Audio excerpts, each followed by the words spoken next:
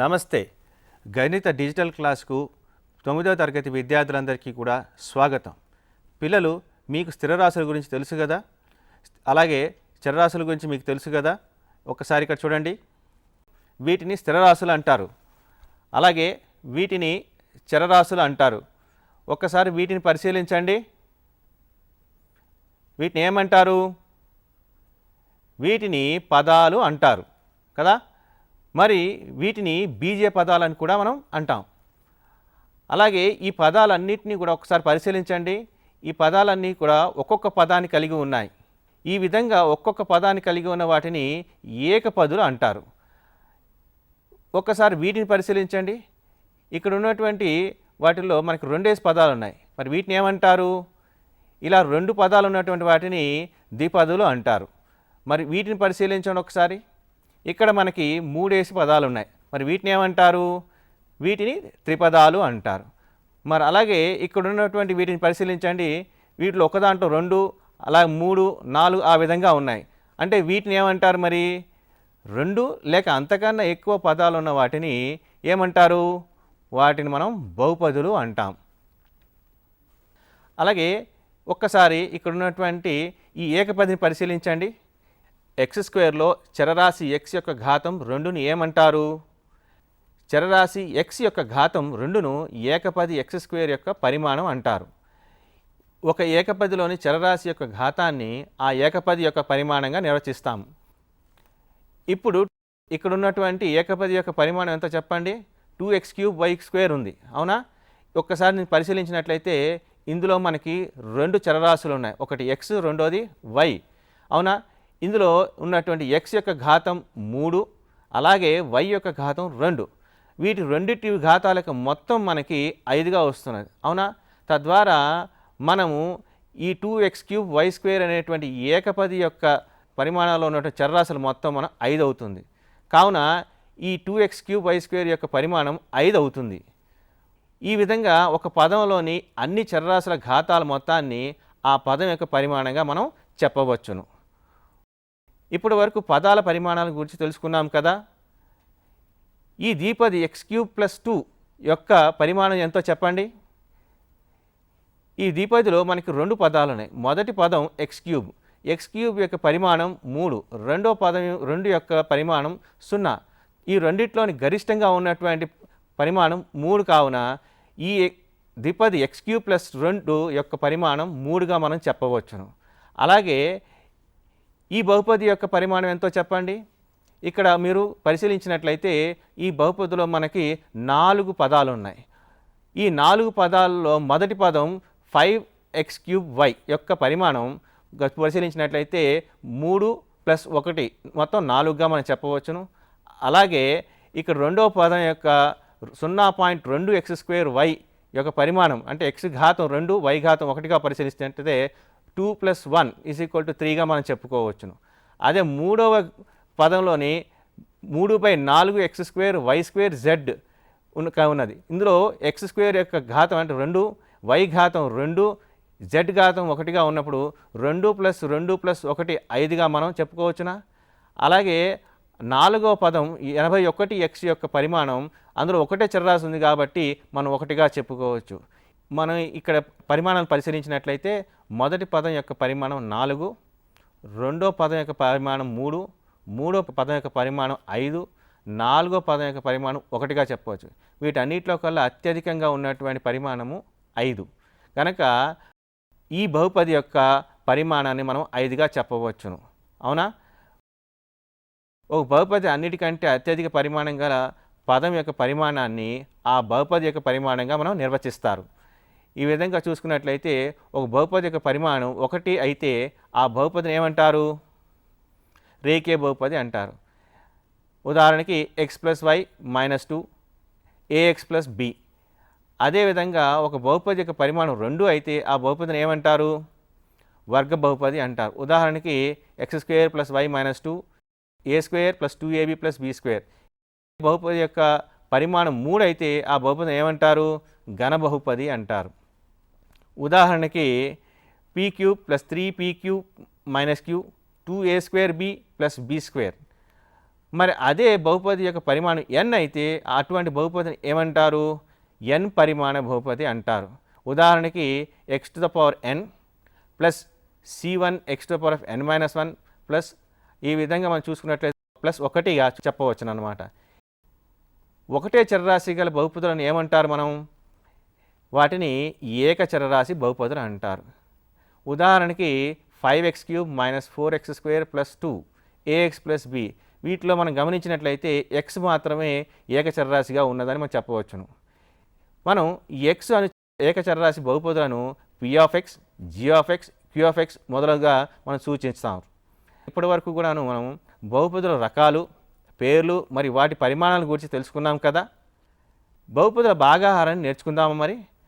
ముందుగా మనం బహుపదులను భాగాహారం నేర్చుకునే ముందు మనం సంఖ్యల భాగాన్ని పరిశీలిద్దాం. ఉదాహరణకి 20ని 3తో భాగించాలని మనం తెలుసుకుందాం. ఒక్కసారి ఇక్కడ పరిశీలించినట్లయితే 20ని మనం 3తో భాగించేటప్పుడు ఈ విధంగా 20ని 3తో భాగిస్తే మనకి భాగఫలం 6, శేషం 2గా వచ్చే అవకాశం ఉంది. అవునా? చూడండి, దీన్ని మనం 20 = 3 × 6 + 2గా రాయవచ్చునా? ఈ విధంగా మనం భాగాన్ని పరిశీలించడం ద్వారా మనం భాగాహార న్యాయాన్ని విభాజ్యం = విభాజకం ఇంటూ భాగఫలం ప్లస్ శేషంగా రాయొచ్చా? ఈ విధంగా మనం రాసుకున్న తర్వాత మనం ఒక్కసారి పరిశీలించినట్టే ఈ సంఖ్యలను భాగాహారం చేసినట్లుగానే మనం బహుపదులను కూడా భాగాహారం చేయవచ్చునా? బహుపదుల భాగాన్ని ఒకసారి పరిశీలిద్దాం. బహుపది x² - 3x + 2ను xతో భాగిద్దామా? ఇక్కడ చూడండి, x² - 3x + 2ని మనం xతో భాగించినట్లయితే మనకి ముందుగా మనం మొదటి పదం x² ఉన్నది. ఆ x² రావడానికి మనం ఈ ప్రయత్నం చేస్తున్నాం. x × x x²గా వస్తుంది కనుక మనకు భాగఫలంలో xని రాసుకోవడం జరుగుతుంది ముందుగా. తద్వారా దాని యొక్క గుణకం x² వచ్చి మనం ఇక్కడ చూసినట్లయితే x² రెండు కూడా ధన రూపంలో ఉన్నాయి. అలాంటప్పుడు వాటిని మనం తీసివేయలేం కనుక ఒకదాన్ని రుణ రూపంలోకి మార్చుకున్నాం. తద్వారా తీసివేస్తే మనకి 0 వస్తుంది. కానీ మనకి మిగతా పదాలు అక్కడే ఉన్నాయి కాబట్టి వాటిని మనం కిందకి తీసుకొద్దాం. ఈ విధంగా తీసుకొచ్చినటువంటి పదాలను మనం మళ్ళీ తిరిగి ఏ విధంగా మనం మొదటి పదం -3xని రావడానికి xని -3తో మనం గుణించాం.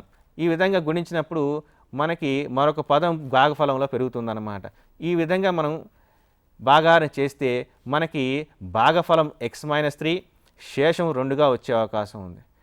అదే బహుపది x² - 3x + 2ని మనం మరో ఏకపది x - 2తో భాగిద్దామా? అలా భాగించినట్లయితే మనకి ఈ విధంగా మనకి వచ్చే అవకాశం ఉంది. మనకి మొదటి పదం కంటే కూడా మనం మొదటి 2 పదాలను తీసుకోవడానికి ప్రయత్నం చేద్దాం. ఈ విధంగా భాగఫలంలో ముందుగా మనం x రాసుకోవడం ద్వారా మనకి శేషం ఈ విధంగా వస్తుంది. కానీ ఆఖరి పదం 2 మిగిలిపోవడం చేత ఈ ఆఖరి పదాన్ని కూడా మనం కిందకి తీసుకురావడం జరుగుతుంది. తద్వారా మనం ఈ ఆఖరి ఘట్టాన్ని కూడా మనం పూర్తి చేసినట్లయితే మనకి శేషం 0 వస్తుంది.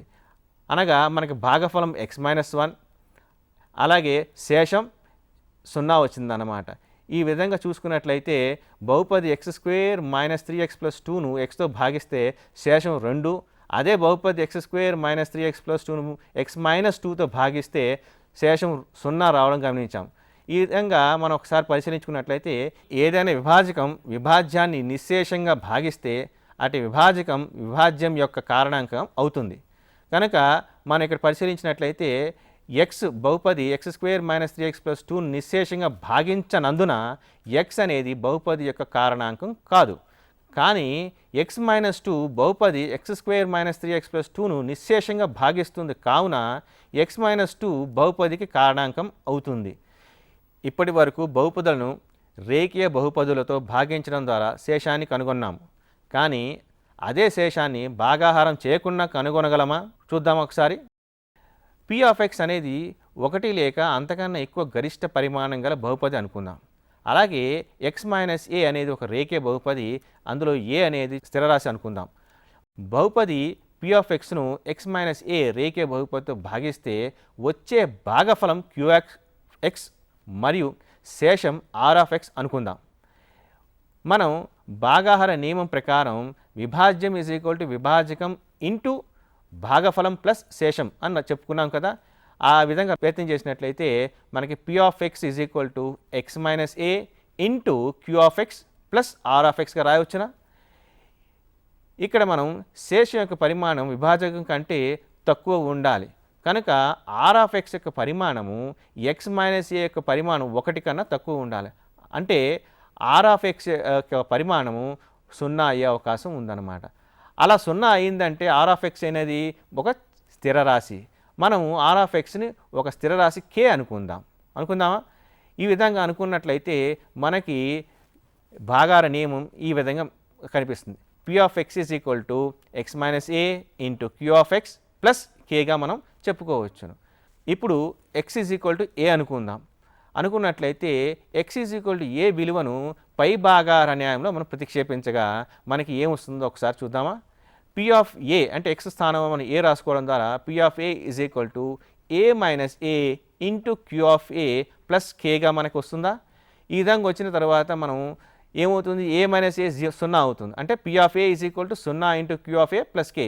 0 ఇంటూ ఏదైనా సరే మనకు 0 అవుతుంది కనుక P of A is equal to 0 plus K అనగా P of A is equal to K అనేది మనకి రావడం మనం చూడవచ్చును.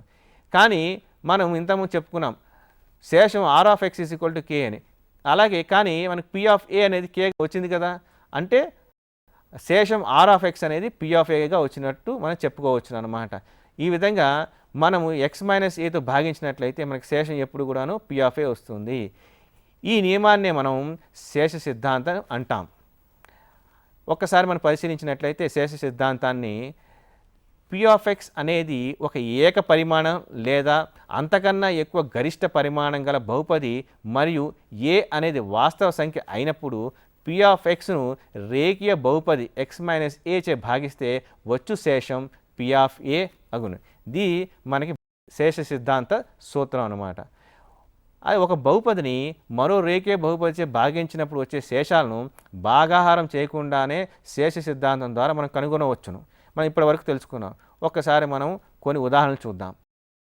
ఉదాహరణకి బహుపది P of X is equal to 4x² minus 5x plus 1ను రేఖీయ బహుపది ఎక్స్ మైనస్ 1తో భాగిస్తే వచ్చే శేషం కనుగొందామా?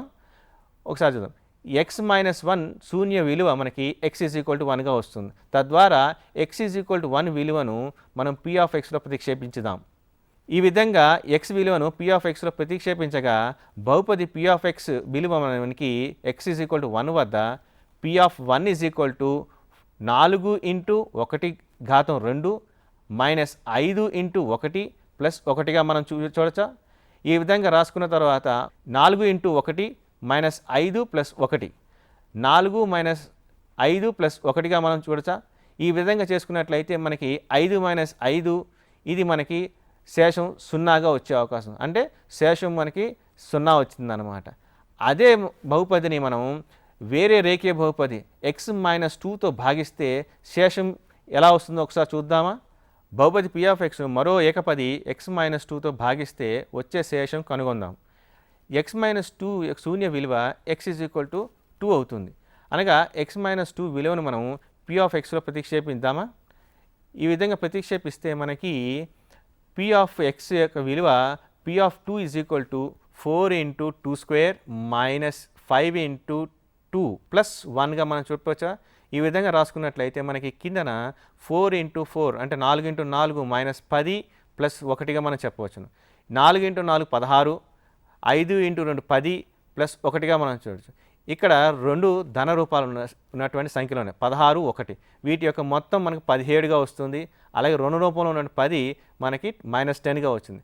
17 మైనస్ 10 మనకి 7 అవుతుంది. అనగా శేషం మనకి 7 అయిందన్నమాట.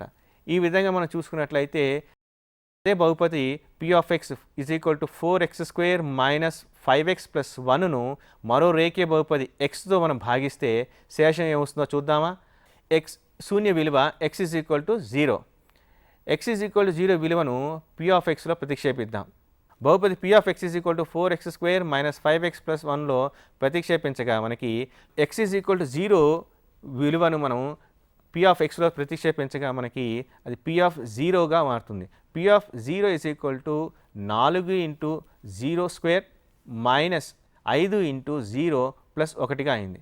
అనగా మనకి 4 మైనస్ 0 ప్లస్ 1, 4 ఇంటూ 0 0 అవుతుంది, 0 మైనస్ 0 ప్లస్ 1 అనగా మనకి శేషం 1గా వస్తుందన్నమాట. ఈ విధంగా మనకు వివిధ ఏకపదులతో మనం భాగించినప్పుడు మనకి వివిధ రకాలైనటువంటి శేషాలు రావడం జరిగింది. ఒకసారి పరిశీలించండి.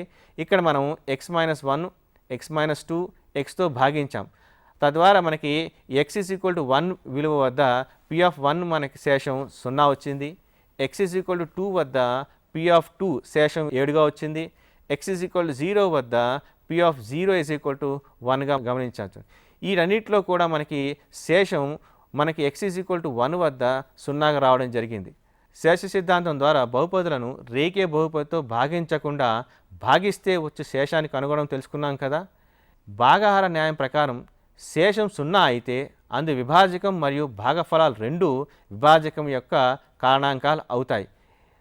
అదేవిధంగా మనం ఒకసారి శేష సిద్ధాంతం ప్రకారం వచ్చు శేషం 0 అయితే x-a అనే రేఖీయ బహుపది p(x) అనే బహుపది యొక్క కారణాంకం అవుతుందా?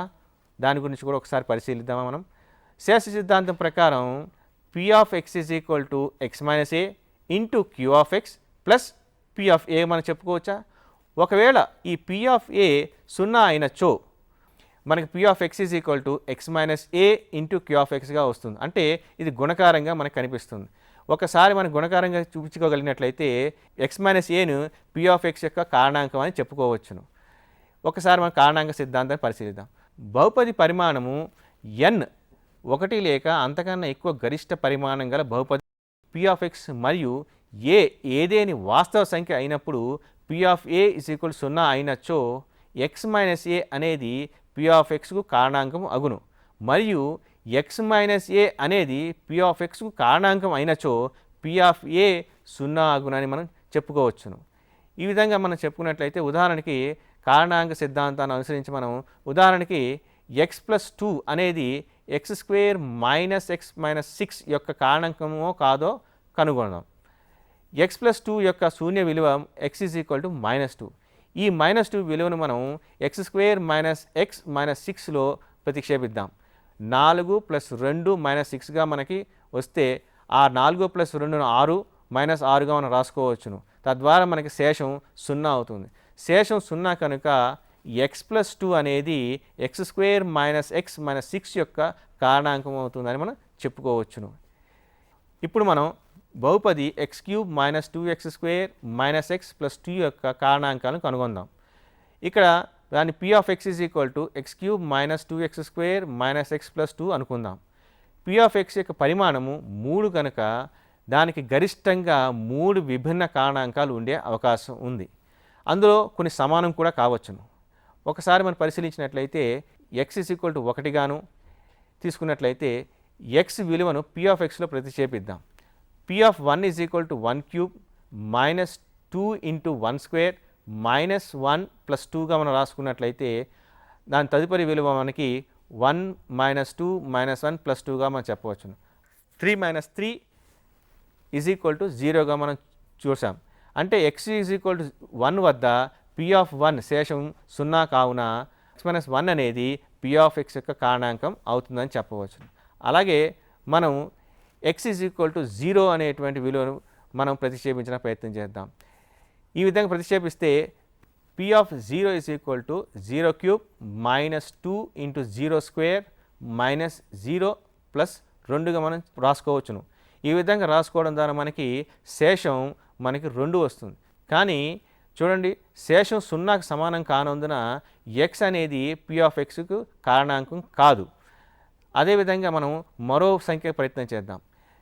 x - 2 శూన్య విలువ x = 2 అనగా p(2) = 2³ - 2 × 2² - 2 + 2 అనగా మనకి శేషాన్ని మనం పరిశీలించినట్లయితే శేషం మనకి 0 వస్తుంది. కావున x - 2 అనేది కూడా p(x) యొక్క కారణాంకం అవుతుంది. ఇప్పుడు మనం 4వ సంఖ్యను పరిశీలిద్దాం. x+1 శూన్య విలువ x = -1 అవుతుంది. తద్వారా p(-1) = -1³ - 2 × -1² -1 + 2 ఈ విధంగా చేసుకున్నట్లయితే మనకి ఇక్కడ కూడా మనకి శేషం 0గా వస్తుంది. అనగా ఎక్స్ ఈజ్ ఈక్వల్ టు -1 వద్ద శేషం 0 రావడం మనం గమనించవచ్చును. కావున ఈ x+1 అనేది కూడా p ఆఫ్ x యొక్క కారణాంకం అవుతుంది.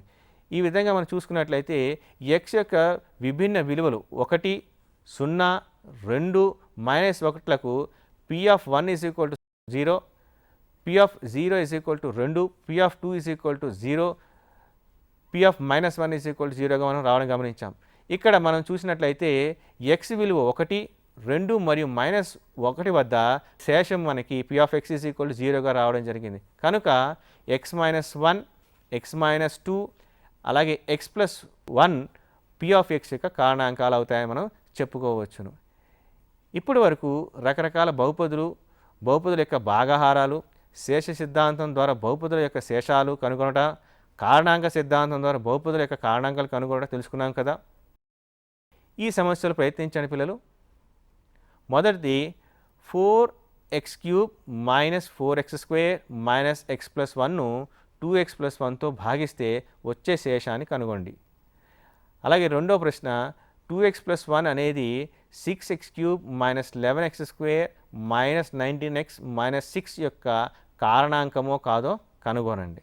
మూడో ప్రశ్న కారణాంక సిద్ధాంతం ద్వారా బహుపది x³ - 3x² - 4x + 12 యొక్క కారణాంకాలను కనుగొనండి.